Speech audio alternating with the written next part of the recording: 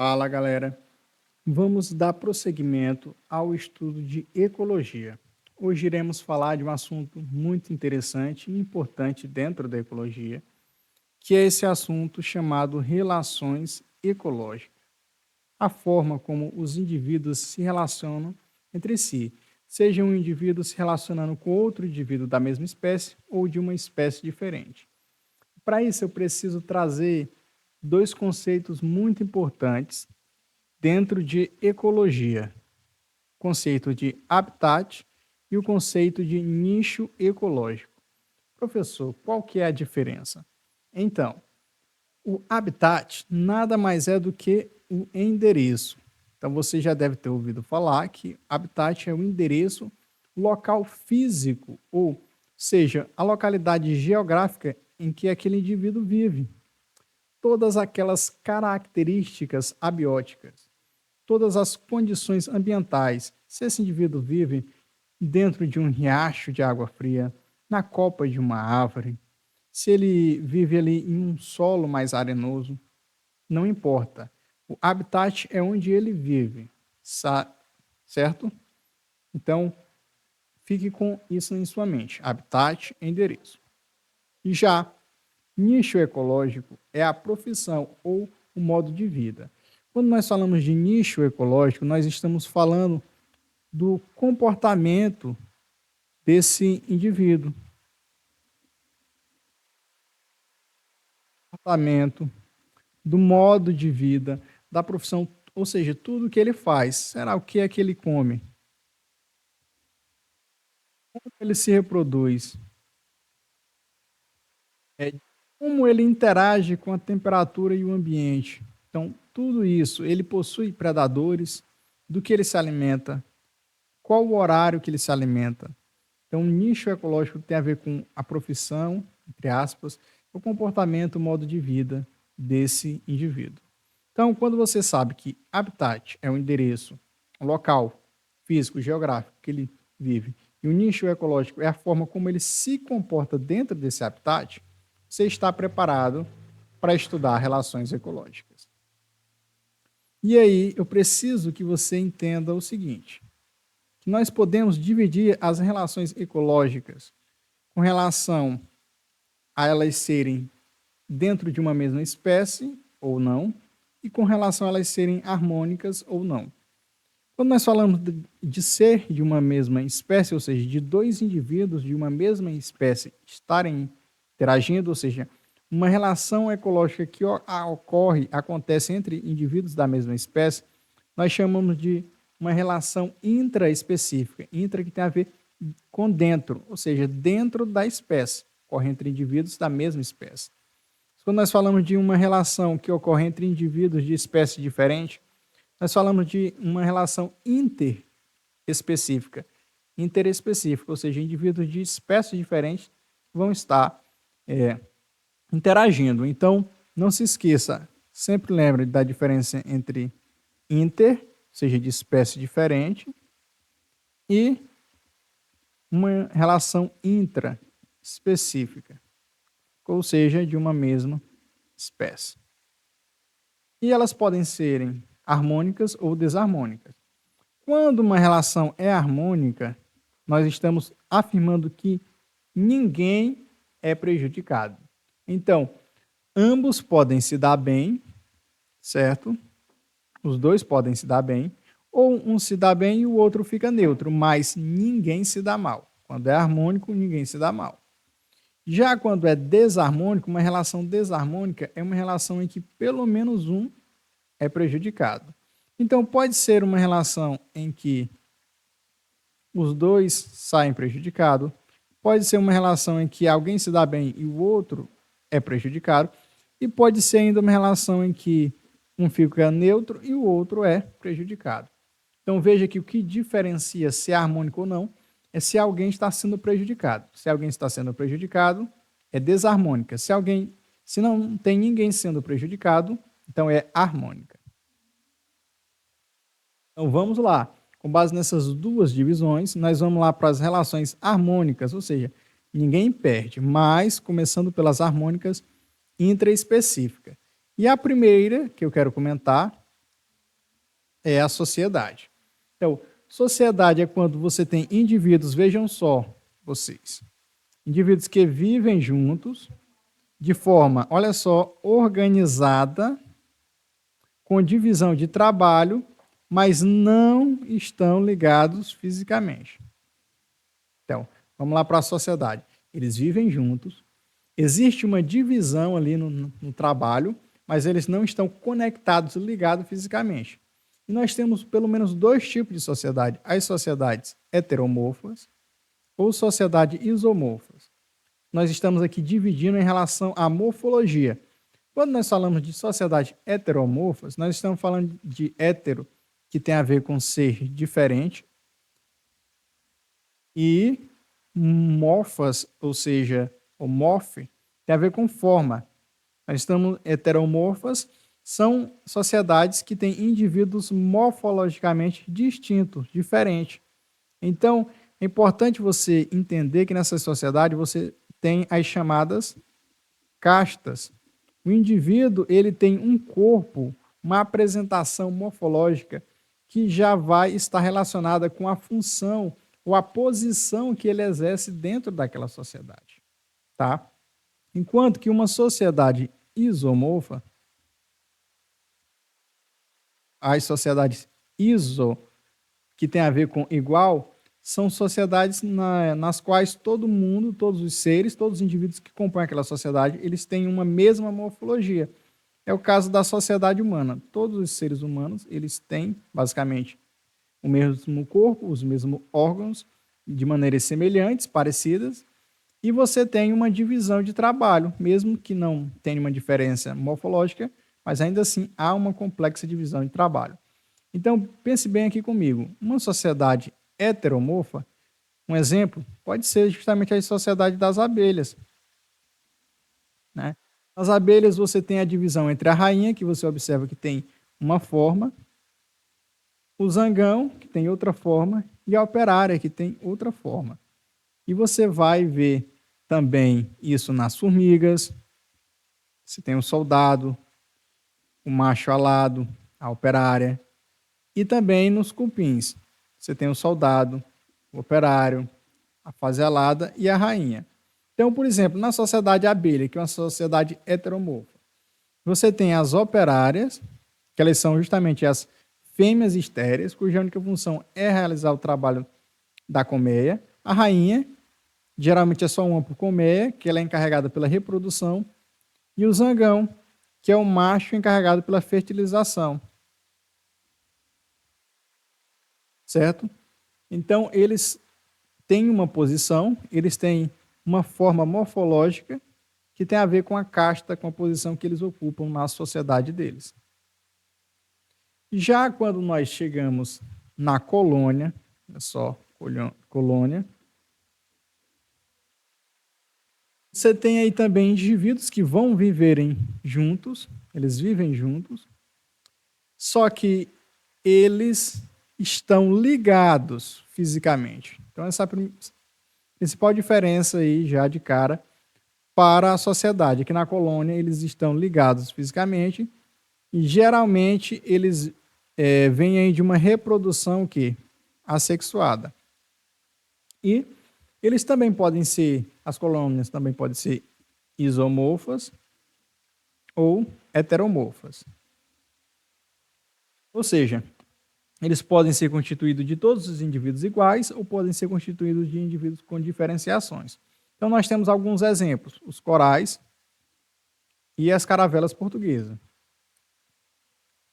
Aqui nós temos um exemplo de um coral cérebro, que é uma colônia isomorfa, ou seja, todos os indivíduos eles são iguais, tá? Então, são todos morfologicamente parecidos. Então, os corais, eles são um grande exemplo que não tem diferenciação morfológica. Eles são isomorfos e os indivíduos, eles não apresentam uma divisão de trabalho. Eles são colônias que vivem fixas ao substrato no ambiente marinho, tá? Beleza.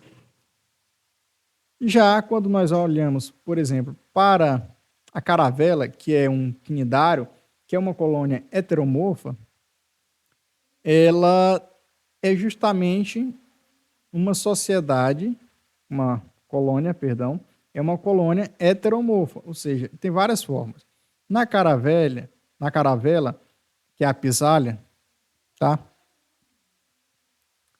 Você vai observar que você vai ter indivíduos ali especializados na flutuação, tá? Você vai ter, ela tá aqui em cima aqui para você ver, e ela não confunda a caravela, que é esse quinidário, de nome científico Physalia, ela, ou Pisalia, como queira pronunciar, ela não é a água-viva, tá? A água-viva é um indivíduo único, enquanto ela é uma colônia constituída de vários indivíduos, apesar dela também provocar queimadura e ser parecida com a água-viva, mas não é uma água-viva, tá? Então ela tem indivíduos também especializados na reprodução e outros especializados na defesa. Então você tem indivíduos especializados na flutuação, na reprodução e na defesa. E você vê aqui que é uma colônia constituída de vários indivíduos, né, que parece até ser um ser único, mas não é. E que cada um deles tem uma forma que, juntando todas as formas deles e todos os indivíduos, você vai ter essa colônia grande, né? Desse formato. Então, a gente fecha aqui o que?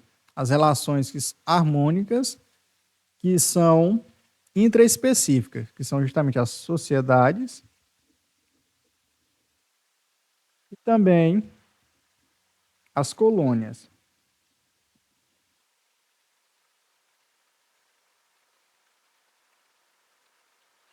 Certo? Então, grave. São relações que são... Ninguém sai prejudicado, pelo contrário. São harmônicas e são dentro de uma mesma espécie. Agora vamos para continuar relações harmônicas, só que, dessa feita, relações que são interespecíficas, ou seja, entre espécies diferentes. Tá? Vamos lá, mutualismo. O mutualismo é uma relação que ela é obrigatória para a sobrevivência de ambos, beleza? Então, ambos precisam dessa relação para sobreviver. O exemplo que nós temos aqui são justamente os líquens. Os líquens, eles são uma associação simbiótica entre um fungo e uma alga ou uma cianobactéria, tá? Então, esse é um exemplo. Um outro exemplo é a relação entre cupins e protozoários, que esses protozoários vivem no intestino dos cupins e digerem a celulose. Também é um exemplo de mutualismo. Então, você tem aqui uma imagem na qual você tem um líquen, que você tem as hifas dos fungos conectadas, relacionadas às células das algas, tá? Um outro exemplo bem clássico, não confunda, são as micorrizas. São associações entre fungos e raízes de planta. Então, nos líquens são fungos com algas, ou cianobactérias, enquanto que nas micorrizas são fungos e raízes de planta. Ou as bacteriorrizas, que é a associação entre bactérias, fixadores de nitrogênio, e as raízes da planta. Então, são duas associações diferentes. Então, nas micorrizas, muito importante falar delas, os fungos contribuem com a absorção de nutrientes minerais do solo, então eles vão contribuir aí na absorção de minerais do solo, beneficiando as plantas, enquanto as plantas fornecem nutrientes orgânicos ao fungo. Então, os fungos eles trazem nutrientes inorgânicos para as plantas, eles ajudam, enquanto as plantas trazem nutrientes orgânicos para os fungos. Uma troca, que é bom para ambos. Protocooperação. A protocooperação é algo que é bom para ambos também, só que ela não é foco aqui, ela não é obrigatória. Então, os dois se beneficiam quando estão juntos, mas sobrevivem separados. Um exemplo são as aves que pousam nos bois, nas vacas, para se alimentar dos seus carrapatos, né? Então, tem várias aves, vários exemplos. A gente poderia falar aqui do gavião, né?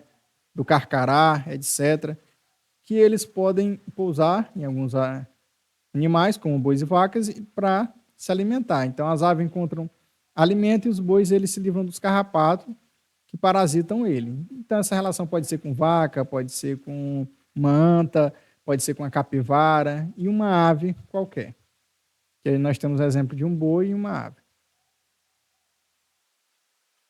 Outro exemplo de protocooperação, tá? É justamente a anêmona do mar e o paguro. Então, você tem justamente um crustáceo que é semelhante ao caranguejo, e o paguro ele tem o abdômen mole e ele costuma ocupar o interior de conchas abandonadas, de gastrópodes. Então, ele costuma colocar sobre ele uma concha, né, com várias anêmonas do mar. Então, o que você tem é justamente a anêmona do mar, ela tem células urticantes, né, e aí essas células urticantes, elas vão afugentar, vão servir para proteger o paguro. Então, ele vai buscar proteção, usar essas células urticantes da anêmona do mar. E o paguro, quando ele se desloca, ele possibilita que a anêmona do mar explore melhor o espaço em busca de alimento. Então, o paguro ele serve ali como um objeto de deslocamento para a anêmona do mar, e a anêmona do mar serve como um objeto de proteção para o paguro, certo? E aqui nós temos o paguro dentro da concha do gastrópode e a anêmona do mar aqui recobrindo a parte da concha, trazendo essa proteção para o paguro. Comensalismo. No comensalismo, um se beneficia, um se dá bem, e para o outro tanto faz. É uma relação harmônica, então ninguém se dá mal. Mas no caso o outro é neutro. Então você tem a rêmora, que é um peixe que gruda no tubarão e come o resto da caça do tubarão, certo? Então, para a rêmora é algo bom, ela se beneficia, para o tubarão é algo neutro, tanto faz. Então você tem uma imagem aí, ela vai andar sempre juntinho do tubarão e os restos que sobrarem fica para ela. O mesmo acontece com o tubarão e o peixe piloto, peixe palito, etc., em que você tem justamente o tubarão também se alimentando e os restos ficando para o peixe piloto.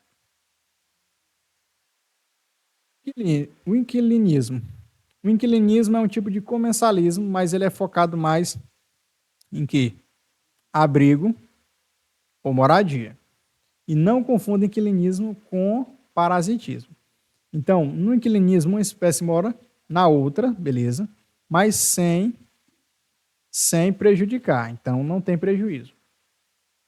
Então, um exemplo são as orquídeas, né? Então, as plantas epífitas, como orquídeas, que elas são árvores, que elas vão utilizar, essas plantas vão utilizar algumas árvores apenas como substrato ou suporte, geralmente mais como suporte mesmo, sem parasitar elas ou prejudicar.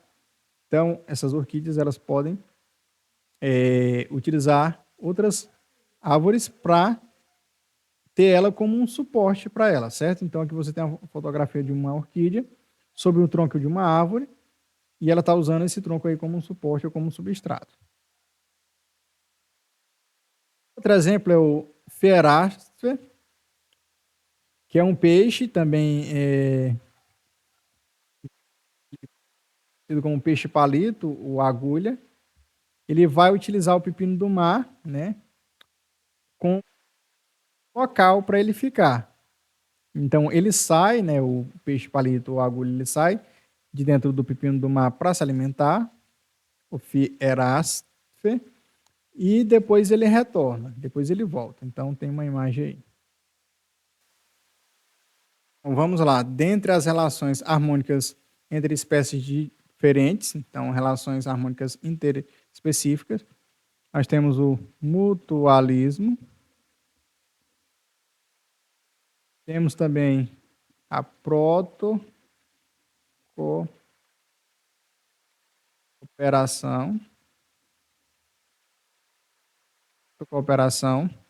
temos também o comensalismo,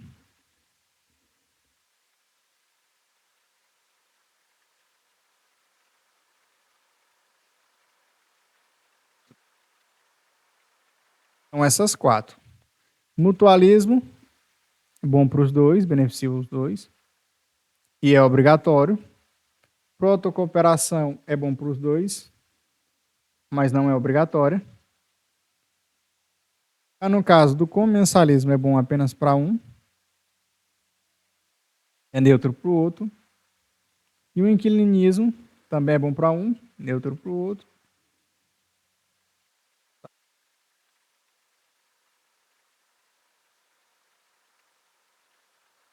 Basicamente, se resume a esses quatro. Agora para a parte de relações desarmônicas, tá? Nas relações desarmônicas, alguém perde. Beleza? Então, relações desarmônicas, alguém perde. Então, intraespecífica. Em primeiro lugar, uma competição intraespecífica.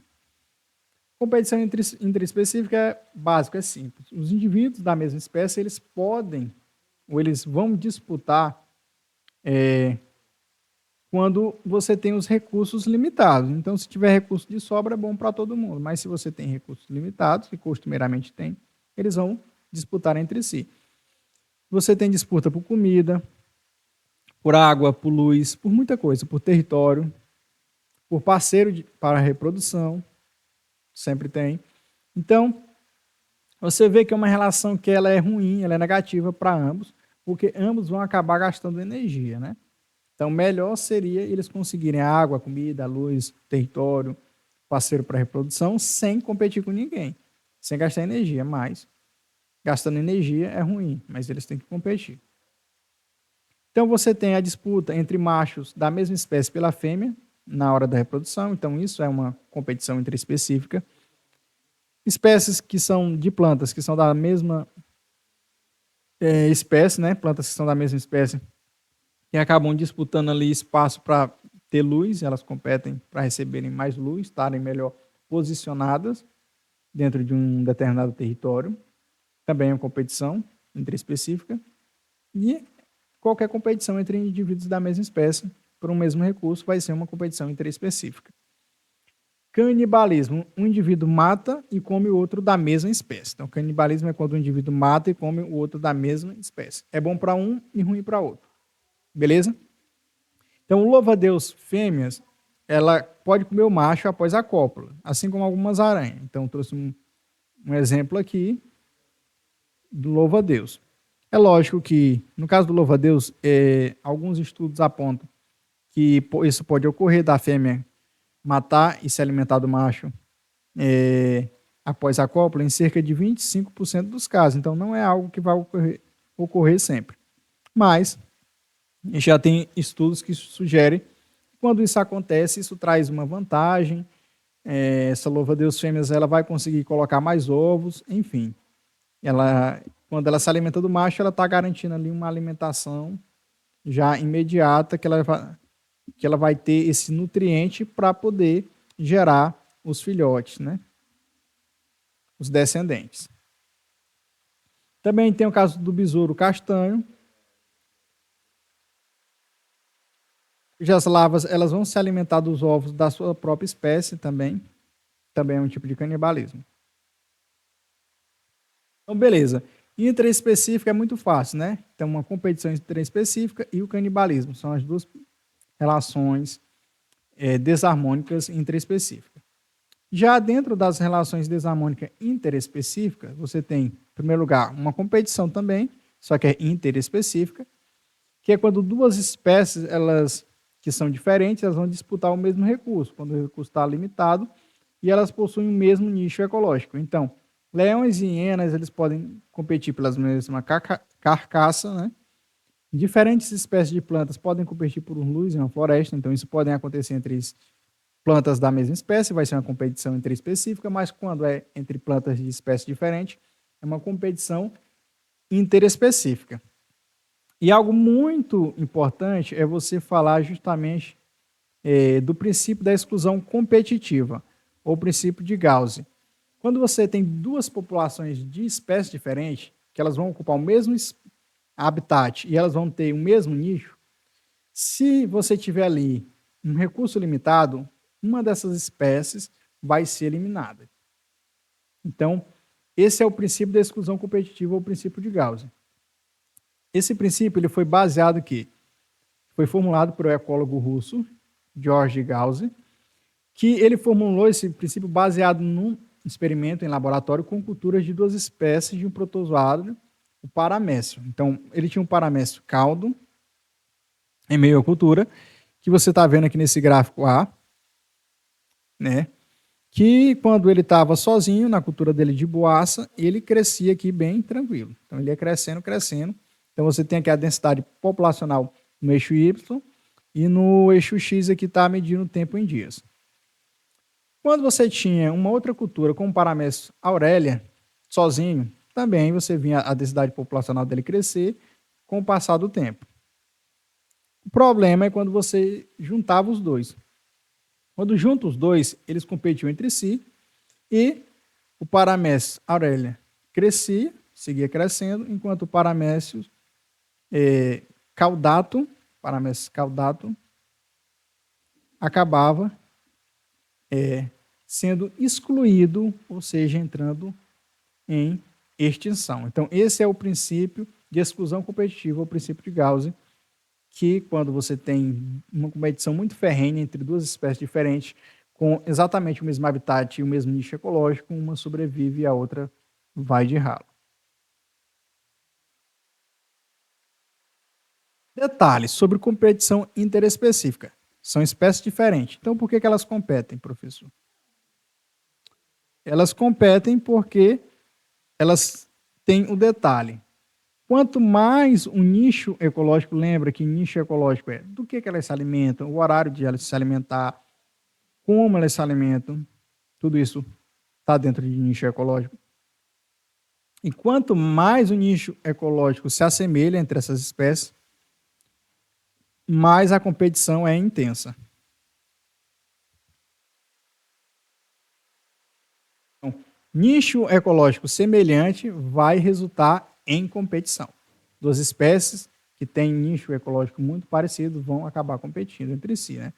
Desde que, claro, que elas estejam no mesmo habitat ali, então vão estar sujeitas ao mesmo recurso. Predatismo ou predação. Uma espécie predador mata e come a outra espécie que é considerada, então, a presa. Exemplo, um leão caçando uma zebra, uma coruja comendo um rato. Todos nós conhecemos esses exemplos de predação. Então, a interação é do tipo predação quando o consumidor mata e come o outro indivíduo, suprimido da população. Aí, eu te trago a seguinte pergunta, olha só. Será que quando um pardal come uma semente é predação? Será que é? E a resposta é? Sim. Pode não ser tão óbvio, mas o pardal ele está matando ali um embrião de uma espécie, né? De árvore, de uma planta, etc. Então, ele está se alimentando de um outro indivíduo, certo? Essa semente que serviria para formar um novo indivíduo, parte dela, esse embrião, e agora não vai formar porque o pardal se alimentou. Então, observe só que quando a gente fala de consumidores ou de predadores, a gente pensa muito em quem? Vem logo na nossa mente os carnívoros, que se alimentam de carne, né? Mas, quando se alimenta de uma planta, também é um tipo de predação, um herbívoro, né? Você também tem consumidores que são o quê? Onívoros, que comem tanto carne, tanto tecido animal quanto tecido vegetal, quanto plantas, algas e árvores. E os detritívoros, que são os que se alimentam de matéria orgânica também, só que de matéria orgânica morta. Com folhas caídas, fezes, carcaça, então tudo isso também seria considerado ali um subtipo de predação, os detritívoros. Veja só, a herbivoria pode ser considerado um tipo sozinho de relação ou um subtipo de predação. Por quê? Esse animal, esse predador, ele vai consumir um organismo autotrófico, ou seja, uma planta, árvore, etc. E no caso, aqui tem um detalhe. Esse herbívoro, ele não, geralmente aqui na herbivoria, nós gostamos de comentar ela de forma separada, porque você tem um exemplo muitas vezes de uma vaca que vai estar ali comendo um capim, só que vai comer só parte do capim, não vai matar o capim. Então, nem sempre isso não vai resultar na morte, tá? Mas, ainda assim, é uma relação desarmônica, por quê?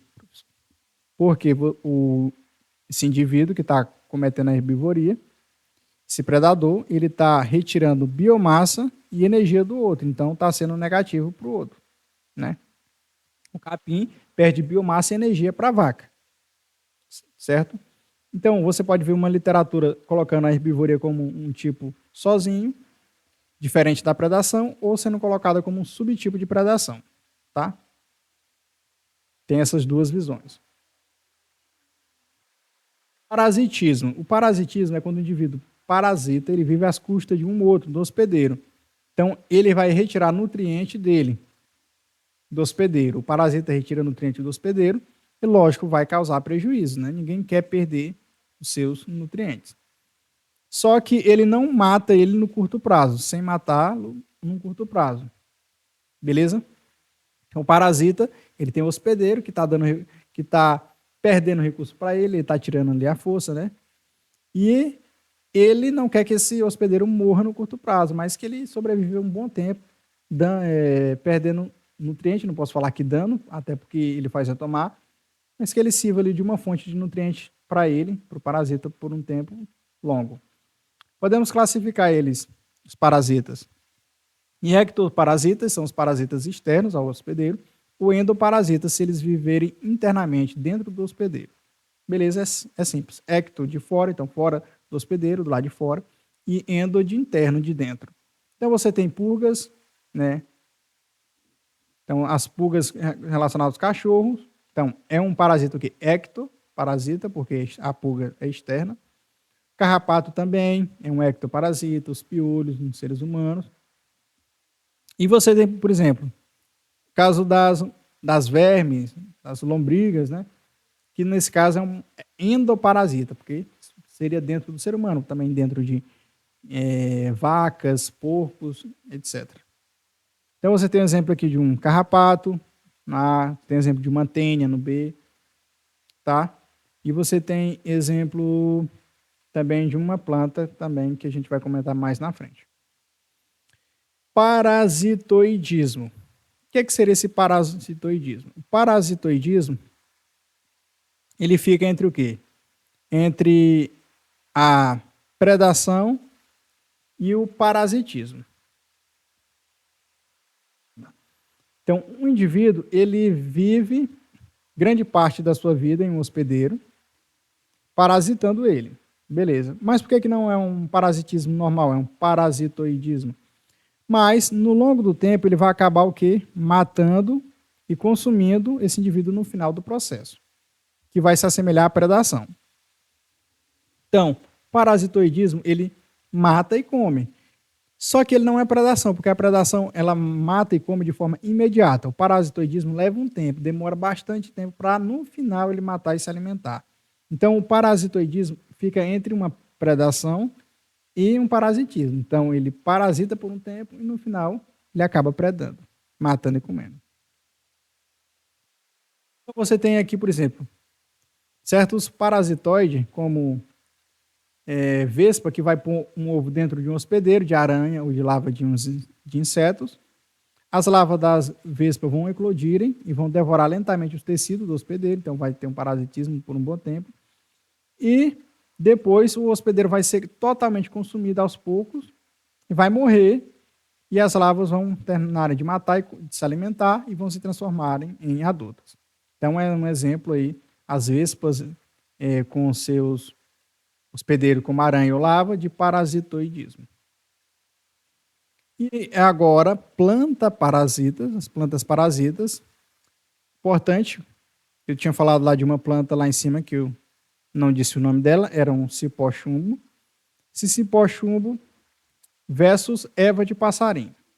Muito importante comentar, porque aqui nós trazemos uma outra classificação ou divisão, que é baseado em holoparasita ou então hemiparasita.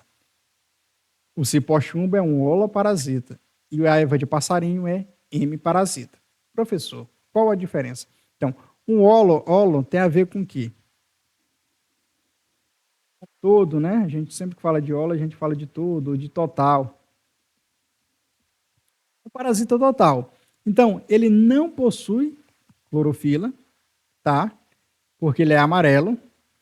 E ele não faz fotossíntese. Você sabe que as plantas, algas, etc., que faz parte do reino vegetal, tem que fazer fotossíntese para poder gerar o seu próprio alimento. Eles são autotróficos. Então, só que esse não faz fotossíntese. E agora, professor? O que ele faz? Ele rouba, ele perfura a planta hospedeira para sugar a seiva elaborada, ou seja, a água mais açúcares já pronto. Então, ele vai roubar o alimento dele de uma planta hospedeira. Então, o cipó-chumbo, ele é um parasita total. Ele não produz o próprio alimento, ele depende 100% da energia que a planta hospedeira produz para ele poder sobreviver. Então, ele é um holoparasita. Já a Eva de passarinho é o quê? Um hemiparasita. Beleza? Por quê? Que ela é um parasita M de metade ou de parcial. Por que ela é um parasita pela metade, um parasita parcial? Porque ela possui clorofila e realiza fotossíntese, tá? Então, ela perfura o tronco da árvore hospedeira apenas para obter a seiva bruta, que é água e sais minerais, tá? Então ela só é meio ou metade parasita.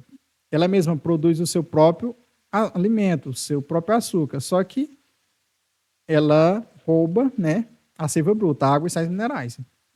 E a partir daí dessa água e sais minerais que ela rouba, junta com a luz solar, ela vai produzir, né, seu próprio alimento.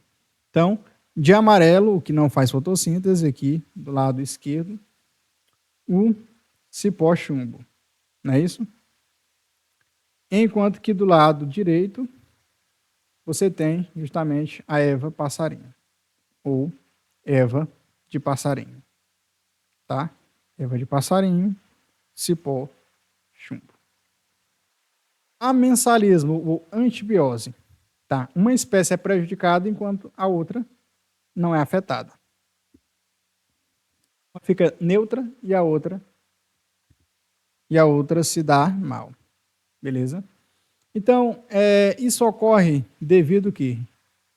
A liberação de substâncias tóxicas. Então, um exemplo clássico baseado em liberação de substâncias tóxicas. Uma vai liberar uma substância tóxica, vai prejudicar outra espécie. Então, um caso clássico são os antibióticos. No caso dos antibióticos, o que é? Você tem um fungo, vai produzir esse antibiótico e vai afetar o quê? Uma bactéria. Vai prejudicar aquela bactéria, vai impedir a replicação dela, ou vai matar ela, etc. Então, o mais antigo antibiótico que nós temos é o quê? Justamente conhecido como a penicilina, que é uma substância produzida pelo fungo Penicillium notatum, que tem ação contra as bactérias. Então, aqui você tem aqui o fungo Penicillium, que é o produtor da penicilina. Você tem embaixo aqui, por exemplo, o Staphylococcus aureus, que é uma bactéria sensível à penicilina. E na região que você tem essa penicilina, como fruto da produção do fungo Penicillium, vai ser uma zona de inibição do crescimento dessa bactéria, justamente essa inibição é causada pela penicilina que foi produzida pelo fungo, tá? E lógico, isso tem aplicações médicas, os antibióticos são usados aí em infecções de bactérias, infecções bacterianas. Outro caso de amensalismo é o fenômeno conhecido como maré vermelha, no qual você tem a proliferação de determinadas espécies de organismos marinhos que produzem algumas substâncias tóxicas, né, que são altamente tóxicas. Você tem, sobretudo, algas, né, microalgas, que vão produzir essas substâncias nesses oceanos, mar, e que vai causar justamente a morte de peixes e outras espécies de vegetais, e vai causar o fenômeno da maré vermelha. Por último, ainda temos o escravismo, ou sifilia, no qual uma espécie escraviza, olha só, interessante, a outra para obter trabalho ou alimento, então vai escravizar a outra. Isso, essa espécie que é explorada, geralmente ela é mantida ou em cativeiro ou sob uma manipulação química, um imprint, que vai ser gerado ali naquela espécie para ter ela sob o controle. Um exemplo clássico são as formigas pulgões, Os pulgões, eles sugam a seiva das plantas. Como essa seiva é muito rica em açúcar, eles secretam excesso de uma forma de um líquido doce, tá? Então, as formigas, elas gostam desse líquido e elas pastoreiam, né, os pulgões, levam eles para dentro do formigueiro. De certa forma, pode até ser que, entre aspas, protege das joaninhas, mas você tem as formigas, elas vão ali bater com as antenas no dorso dos pulgões para estimular eles a liberar o líquido. Por que é desarmônico?